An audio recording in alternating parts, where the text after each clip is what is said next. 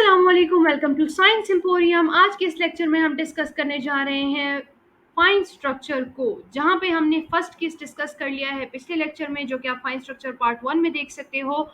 वहां पे हमने डिस्कस किया था कि किस तरह से हाइड्रोजन एटम की एनर्जी लेवल जो है वो स्प्लिट करते हैं without the spin orbit coupling. अब हम डिस्कस करने जा रहे हैं सेकेंड केस को, जहां पे हम देखेंगे कि हाइड्रोजन एटम की एनर्जी लेवल्स की स्प्लिटिंग स्पिन ऑर्बिट कपलिंग के साथ किस तरह से होती है। तो चलिए शुरू करते हैं। तो स्पिन ऑर्बिट कपलिंग के बारे में आप अच्छे तरीके से जानते हैं कि स्पिन ऑर्बिट कपलिंग आपके पास क्या है, कि जब आपके पास किसी इलेक्ट्रॉन का या किसी भी पार्टिकल का स्पिन और ऑर्बिटल मोशन जो है वो आपस में इंटरेक्ट करते हैं, आपस में कपल करते हैं, तो वो आपके पास क्या बन जाती है, स्पिन ऑर्बिट कपलिंग बन जाती है। अब यहाँ पे जब आप फाइन स्ट्रक्चर की बात करें तो फाइन स्ट्रक्चर का मेन कॉज ही स्पिन ऑर्बिट कपलिंग है, यानी कि आपके पास जो स्प्लिटिंग होती है स्पेक्ट्रल लाइंस की इनटू टू और more components, that is only and only because of spin orbit coupling. जहां पे भी आपके पास स्पिन ऑर्बिट इंटरेक्शन आ रही है, वहां पे आपके पास स्प्लिटिंग होगी स्पेक्ट्रल लाइंस की फर्दर कंपोनेंट्स में। तो आज हम वही चीज डिस्कस करने जा रहे हैं कि किस तरह से spin orbit coupling fine structure को इफेक्ट करती है। इस चीज को जानने के लिए हमें पता होना चाहिए कि स्पिन ऑर्बिट इंटरेक्शन एनर्जी क्या है। स्पिन ऑर्बिट इंटरेक्शन एनर्जी का यहाँ पे हम डायरेक्ट फार्मूला यूज करने जा रहे हैं, लेकिन इंशाल्लाह आने वाले लेक्चर्स में मैं आप लोग को इसका फार्मूला डिराइव करके दूंगी और समझाऊंगी कि आप इसको कैसे डिराइव कर सकते हो। ठीक है, फिलहाल के लिए आप इसका फार्मूला जुबानी याद कर लें। तो आपके पास फार्मूला गिवन है, which is del E L S is equal to Z E square H cut square divided by 16 pi epsilon not M square C square R cube into J plus one minus L into L plus one minus S into S plus one. ठीक है, ये सारी terms आपके पास constants है, जिसको हमने constant के की इक्वल ले लिया है। ठीक है, तो हमारे पास ये इक्वेशन आ जाती है which we call as equation 1। यहाँ पे आपको पता है कि L is representing orbital motion, s is representing the spin motion, and as a whole this term is representing the spin orbital interaction energy. Also आपको पता है कि j आपके पास क्या है, it is the total angular momentum quantum number, l आपके पास क्या है, it is the orbital quantum number, and s is the spin quantum number. ठीक है, तो ये सारी चीजों के बारे में आपको पता है। इसको हमने इक्वेशन 1 का नाम दे दिया है। ठीक है, लेट दिस बी इक्वेशन 1। अब हम आते हैं सबसे पहली स्टेट की तरफ, which is the S state. अब एस स्टेट के बारे में हम स्पिन ऑर्बिट इंटरेक्शन एनर्जी को कैलकुलेट करेंगे, तो वो हम कैसे करेंगे। आपको पता है कि जब आप एस स्टेट के बारे में बात करोगे तो आपके पास एल किस चीज़ की इक्वल होगा, it will be equal to 0। और इसी तरह आपके पास एस क्या है, इट विल बी हाफ। ठीक है, एस तो आप हाफ ही लोगे क्योंकि हम मैग्नीट्यूड ले रहे हैं। ठीक हो गया। आपको पता है कि J is equal to L plus minus S. तो अब यहाँ पे आपने क्या कर देना है, इन वैल्यूज को पुट कर देना है। तो L आपके पास क्या है, 0, एंड S आपके पास क्या है, हाफ। जब आप 0 प्लस माइनस हाफ करोगे तो आपके पास दो वैल्यूज आएंगी, एक प्लस हाफ आएगी और एक माइनस हाफ आएगी। लेकिन आपको मैं स्टार्ट से लेक्चर्स में यही बताती आ रही हूँ, और एक दफ़ा फिर आपको मैं एक्सप्लेन कर देती हूँ कि हम J की वैल्यू जो है वो नेगेटिव नहीं लेते, हम उसकी वैल्यू सिर्फ पॉजिटिव लेते हैं। ठीक है, तो इसलिए हम यहाँ पे क्या करेंगे कि माइनस हाफ की वैल्यू जो है उसको हमने इग्नोर कर देना है, और सिर्फ हम प्लस हाफ की वैल्यू को कंसिडर करेंगे, जो कि हमने यहाँ पे फाइंड आउट कर ली है। अब हम इक्वेशन 1 में इन तीनों वैल्यूज का यूज करेंगे और हम अपनी स्पिन ऑर्बिट इंटरेक्शन एनर्जी को फाइंड करेंगे। तो आपके पास क्या हो जाएगा, del E L S is equal to K into this term. Now K तो आपके पास कांस्टेंट है, एज इट इज रहेगा। जे की वैल्यू आपके पास क्या है, इट इज हाफ, आपने पुट कर दिया है। एस की वैल्यू क्या है, हाफ, आपने पुट कर दी है। और एल की वैल्यू क्या है, 0, वो भी हमने पुट कर दी है। अब यहाँ पे आप देखें तो ये दोनों टर्म्स आपके पास सेम है, लेकिन इनके ऑपोजिट साइंस है। यहाँ पे आपके पास प्लस है और यहाँ पे आपके पास माइनस है। तो यहाँ से आपके पास इसको सॉल्व कर लें, इसको सॉल्व कर लें, जो भी टर्म आएगी वो सेम होंगी। और दूसरा ये है कि ऑपोजिट साइंस में है तो सब्ट्रैक्ट होंगी, तो ये आपके पास कैंसिल आउट हो जाएंगे। ठीक है, डायरेक्ट आप कैंसिल आउट करते हो या सॉल्व करने के बाद करते हो, आपकी अपनी चॉइस है। ठीक है, ये this is the easy thing. आपके पास दोनों टर्म सेम है तो बस आप इसको कैंसिल आउट कर दें, नेगेटिव साइन है इसलिए। यहाँ पे आपके पास क्या आएगा, 0 आएगा। 0 plus 1 is 1, but into 0 is 0। So यहाँ से आपके पास 0 आ जाएगा, which will be multiplied with k, then will also give us 0। So आपके पास जो स्पिन ऑर्बिट इंटरेक्शन एनर्जी है, that becomes equal to 0 for the S state. यहाँ पे अब आपके पास एक पॉइंट की बात आती है, जो कि मैंने आप लोग को स्टार्ट में भी कही थी। मैंने आप लोग से कहा था कि एस जो सब शेल है या एस जो स्टेट है, वो आपके पास स्प्लिट नहीं होता कंपोनेंट्स में। तो वो क्यों स्प्लिट नहीं होता कंपोनेंट्स में, उसके पीछे रीजन भी अब आपके सामने है। यहाँ पे आप देख सकते हैं कि इसकी स्पिन ऑर्बिट इंटरेक्शन एनर्जी ही इक्वल टू 0 है, यानी कि इसके ऊपर स्पिन ऑर्बिट कपलिंग का कोई इफेक्ट नहीं है।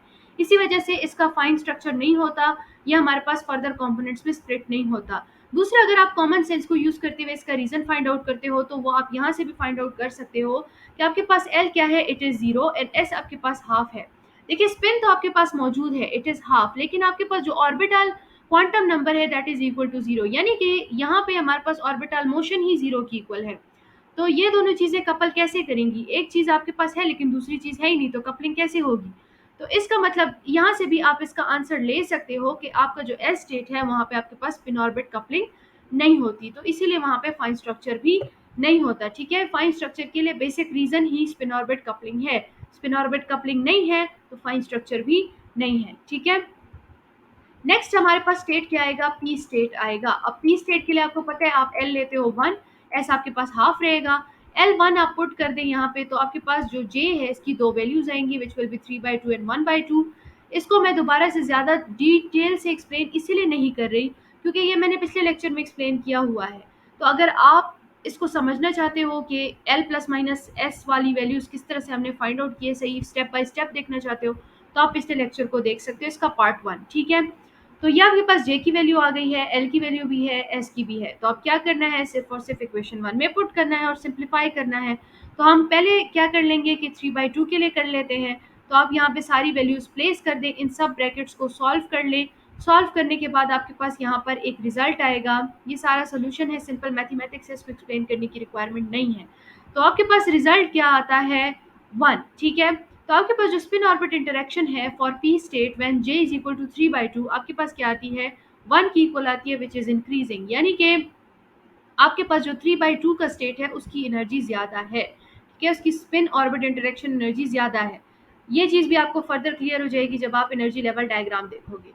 इसी तरह आप सेकेंड केस ले लो, जब जे आपके पास हाफ है, तो आपने जब जे हाफ पुट किया है तो आपके पास ये रिजल्ट आया है। ठीक है, ठीक हो गया। तो यहाँ पे आप देख सकते हो कि del E L S that is the spin orbit interaction energy is equal to -2k which is actually in negative, so we will say it is decreasing. ठीक है, यानी कि जब हम जे हाफ का स्टेट लेंगे तो वहाँ पे हमारे पास वो डिक्रीजिंग एनर्जी लेगा, उसकी जो स्पिन ऑर्बिट इंटरेक्शन एनर्जी होगी वो कम होगी कंपेयर टू J 3/2 के स्टेट की। ठीक है, ये मैंने आपको बोल दिया कि हम एनर्जी लेवल डायग्राम देखेंगे तो वहाँ पे आपको ज़्यादा क्लियर समझ आएगी। ठीक है, इसी तरह आप बी स्टेट के लिए भी कर सकते हो। आई रिकमेंड कि आप लोग खुद कर लो, इसको मैं आप लोग को समझा नहीं रही। अगर सपोज आप लोग को इसकी समझ नहीं आती तो प्लीज़ कमेंट सेक्शन में आप कमेंट कर दीजिएगा, मैं इसके ऊपर आप लोग को एक छोटा सा वीडियो बना के आप लोग के साथ शेयर कर दूंगी कि डी स्टेट के लिए कैसे करना है। इट इज सिंपल, आपने एल जो है आप 2 ले लेना है, डी स्टेट के लिए आपको पता है, एस आपको पता है, जे फाइंड करने का तरीका आपको आता है एल प्लस माइनस एस से।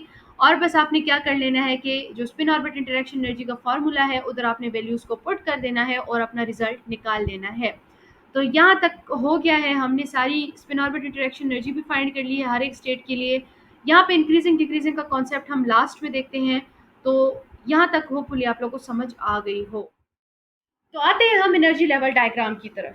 एनर्जी लेवल डायग्राम आप किस तरह से बनाते हो कि यहाँ पे आपने क्या कर देना है, स्टेट्स की वैल्यू प्लेस कर देनी है। जैसे कि L इज इक्वल टू 0 जो है उसके ऊपर सारे एस स्टेट्स होंगे, L इज इक्वल टू 1 के लिए आपके पास सारे पी स्टेट्स होंगे और L इज इक्वल टू 2 पे आपके पास सारे टी स्टेट्स होंगे। इसी तरह हमने यहाँ पे जो इसकी वर्टिकल एक्सिस है यहाँ पे हमने इसकी एनर्जी को प्लेस कर देना है कि किस एनर्जी पे हमारे पास ये सारे के सारे स्टेट्स मौजूद हैं। तो आपको पता है कि ये जो हमारा पहला स्टेट है ये -13.6 इलेक्ट्रॉन वोल्ट एनर्जी के ऊपर मौजूद है। ये 3 स्टेट्स आपके पास -3.4 इलेक्ट्रॉन वोल्ट एनर्जी पे मौजूद है और ये सारे के सारे 5 स्टेट्स आपके पास -1.51 इलेक्ट्रॉन वोल्ट एनर्जी के ऊपर मौजूद हैं। अब हमने स्पिन ऑर्बिट कपलिंग में ये चीज़ डिस्कस की कि आपके पास जो एस स्टेट है वो फर्दर कंपोनेंट्स में स्प्लिट नहीं होता। इसकी जो स्पिन ऑर्बिट इंटरेक्शन एनर्जी है वो हमारे पास 0 की इक्वल होती है, विच मीन्स दैट कि ये स्टेट हमारे पास इस एग्जैक्ट पोजीशन पे होगा। यानी कि इसमें हमारे पास कोई इंक्रीजिंग डिक्रीजिंग का कॉन्सेप्ट नहीं है, यहाँ पे हमारे पास कोई स्पिन ऑर्बिट कपलिंग नहीं हो रही और ना ही यहाँ पे कोई फाइन स्ट्रक्चर हमारे पास प्रोड्यूस हो रहा है। आते हैं हम पी स्टेट की तरफ। तो पी स्टेट में हमने ये चीज़ देखा कि वहाँ पे हमारे पास इंक्रीजिंग डिक्रीजिंग का कॉन्सेप्ट है, विच शोज दैट कि यहाँ पे हमारे पास ऑफ कोर्स कंपोनेंट की स्प्लिटिंग हुई है, तो यहाँ पे हमारे पास स्पिन ऑर्बिट कपलिंग मौजूद है और हमारे पास इसकी जो स्पिन ऑर्बिट इंटरेक्शन एनर्जी है वो भी हमारे पास 0 की इक्वल नहीं है और हमें फाइन स्ट्रक्चर देखने को मिलता है फॉर पी स्टेट। अब यहाँ पे इंक्रीजिंग डिक्रीजिंग कॉन्सेप्ट में हमने ये चीज़ देखा था कि हमारे पास P1/2 की जो वैल्यू थी वो नेगेटिव आ रही थी। ठीक है, और जो P3/2 की वैल्यू थी वो आपके पास क्या आ रही थी, पॉजिटिव आ रही थी। तो उसी हिसाब से हमने एनर्जी लेवल डायग्राम में इन स्टेट को प्लेस कर देना है। कैसे? हमारे पास जो एग्जैक्ट पोजीशन है वो है -3.4 इलेक्ट्रॉन वोल्ट, लेकिन हमने देखा कि 3/2 स्टेट के लिए हमारे पास इस एनर्जी पॉइंट से या इस एनर्जी लेवल से ज़रा ज़्यादा एनर्जी आ रही है, तो हम इसको ज़रा सा ऊपर की तरफ ड्रॉ कर देंगे। ठीक है, this is the original point, लेकिन चूंकि स्प्लिटिंग हो गई है स्पिन ऑर्बिट इंटरेक्शन की वजह से, तो जो 3/2 वाला है वो इंक्रीजिंग में जा रहा है, ये इसका स्टेट थोड़ा सा ऊपर जाएगा। और जो आपके पास 1/2 है उसकी डिक्रीजिंग वैल्यू आ रही थी, तो ये जो है -3.4 इलेक्ट्रॉन वोल्ट से स्लाइटली नीचे की तरफ हम इस स्टेट को बिल्ड करेंगे या क्रिएट करेंगे। ठीक है, इसी तरह आप -1.51 इलेक्ट्रॉन वोल्ट एनर्जी लेवल के ऊपर भी इन स्टेट्स की डिवीजन कर सकते हो। 1/2 के लिए आपने स्लाइटली नीचे आना है और 3/2 के लिए स्लाइटली ऊपर जाना है, क्योंकि इस स्टेट की एनर्जी ज़्यादा है कंपेयर टू दिस स्टेट। इसी तरह आप आ जाएं डी स्टेट की तरफ, तो डी स्टेट में हमने देखा था कि जो D5/2 है उसकी एनर्जी ज़रा ज़्यादा है कंपेयर टू D3/2, तो हमने वही कर देना है कि जो D5/2 है उस स्टेट को ऊपर बनाएंगे और जो D3/2 है उसको ज़रा सा नीचे बनाएंगे compare to this original value. ठीक है, तो इस तरह से आपने एनर्जी लेवल डायग्राम बना देना है विद स्पिन ऑर्बिट कपलिंग, जिससे आपको काफ़ी सारी इसकी सिग्निफिकेंस मिल रही है, जिसको हमने नीचे कंक्लूजन की शक्ल में लिखा हुआ है। आप देख सकते हो कि हमारे पास जो डी लेवल और पी लेवल है ये दोनों आपके पास फर्दर दो कंपोनेंट्स में स्प्लिट होते हैं, वेयर जो आपके पास एस लेवल है वो फर्दर स्प्लिटिंग नहीं करता। आल्सो आपने देखा कि जो डी लेवल है उसके लिए J5/2 जो है दैट इज इंक्रीजिंग, एंड जो J3/2 है that is decreasing. Increasing decreasing का स्पेसिफिकली मीनिंग ये है कि यहाँ पे जो J5/2 है इसकी एनर्जी ज़्यादा है compare to the original value that is -1.51। ठीक है, डी लेवल आपके पास -1.51 इलेक्ट्रॉन वोल्ट एनर्जी पे मौजूद है, तो उसके कंपैरिजन में जो J5/2 है थोड़ा सा ज़्यादा है, और जो J3/2 है वो थोड़ा सा कम है, तो उसको ज़रा सा हम नीचे बना लेते हैं एनर्जी लेवल डायग्राम में। इसी तरह आप पी लेवल की भी बात कर सकते हो कि J3/2 जो है that is increasing and J1/2 है डिक्रीजिंग में। ठीक है, आल्सो हमने ये चीज़ भी देखी कि हमारे पास जो एस स्टेट है उसके ऊपर स्पिन ऑर्बिट इंटरेक्शन का कोई इफेक्ट नहीं आता, वहाँ पे आपके पास किसी किस्म का फाइन स्ट्रक्चर नहीं आता, आपके पास कोई स्पिन ऑर्बिट कपलिंग नहीं होती। तो ये चीज़ें हमने स्पिन ऑर्बिट इंटरेक्शन में डिस्कस की। ठीक है, और हमने यहाँ पे इस एनर्जी लेवल डायग्राम में भी उन्हीं चीज़ों को डिस्कस किया। अब हम आते हैं, मैंने कहा था कि हम कुछ सिलेक्शन रूल्स को भी डिस्कस करेंगे, तो वो चीज़ डिस्कस करने जाते हैं। तो पॉसिबल ट्रांजिशंस किस तरह से होंगी इन सिलेक्शन रूल्स के अकॉर्डिंग। तो सबसे पहले तो आपके पास है कि आपके पास जो प्रिंसिपल क्वांटम नंबर है वो आपके पास पॉजिटिव इंटीजर होना चाहिए। दूसरा आपके पास ये है कि जो ऑर्बिटल क्वांटम नंबर आपके पास वो पॉजिटिव या नेगेटिव 1 होना चाहिए, यानी +1 हो या फिर -1 आए इसका रिजल्ट। ठीक है, और जो आपके पास total angular momentum quantum number है वो आपके पास 0 या फिर +-1 होना चाहिए। तो अब इसी सिलेक्शन रूल्स के अकॉर्डिंग हम क्या कर सकते हैं, ट्रांजिशंस को, पॉसिबल ट्रांजिशंस को ड्रॉ कर सकते हैं कि हाँ इस शेल में से, इस एनर्जी स्टेट में से हम इस एनर्जी स्टेट तक जाएंगे, तो ये सिलेक्शन रूल्स जो है वो वायलेट नहीं होंगे। तो वो भी मैंने डायग्रामेटिकली यहाँ पे रिप्रेजेंट किया हुआ है, आप इसको देख सकते हैं। चलिए जी, सबसे पहले हम इस फर्स्ट ट्रांजिशन को देखते हैं जो कि हमारे पास हुई है इस स्टेट से इस स्टेट में। ठीक है, तो यहाँ पे आप सबसे पहले, आपकी सिलेक्शन रूल क्या था कि आपके पास जो डेल एन है this should be positive integer. तो यहाँ पे आपने डेल एन कैसे फाइंड करना है ये आप देख सकते हो। एन हमारे पास क्या है, यहाँ पे पहले 2 है और एक एन 1 है, यानी कि 2 से आप 1 की तरफ ट्रांजिशन कर रहे हो। तो डेल एन आपके पास क्या हो जाएगा, n2 minus n1 which will be equal to 1। तो आपके पास क्या आ रहा है, ये एक पॉजिटिव इंटीजर आ रहा है। तो एक सिलेक्शन रूल तो आपका सही साबित हो रहा है। दूसरा सिलेक्शन रूल आपके पास क्या कहता है कि आपका जो डेल एल है दैट शुड बी +-1। तो या तो +1 आना चाहिए या फिर -1 आना चाहिए। तो आपके पास एल क्या है, इट इज, इसके लिए, इस स्टेट के लिए एल 1 है और इस स्टेट के लिए एल आपके पास क्या है, 0 है। तो आपके पास डेल एल क्या हो जाएगा, it will be L P minus L S which will be equal to 1 minus 0 and it gives us 1। तो अगेन यहाँ पे हमारे पास +1 आ चुका है विच शोज दैट कि this transition is valid according to this selection rule.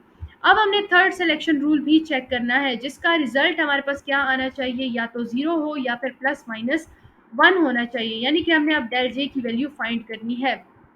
तो आप देख सकते हो कि यहाँ पे पी स्टेट के लिए जे आपके पास क्या है, इट इज़ 1/2, एंड जो आपका एस स्टेट है दैट इज़ 1/2। तो डेल जे क्या हो जाएगा, J P minus J S which will B 1/2 minus 1/2 which is 0। तो अगेन आपके पास यहाँ पे भी सिलेक्शन रूल करेक्ट साबित होता है। तो तीनों सिलेक्शन रूल्स आपके पूरे हो रहे हैं।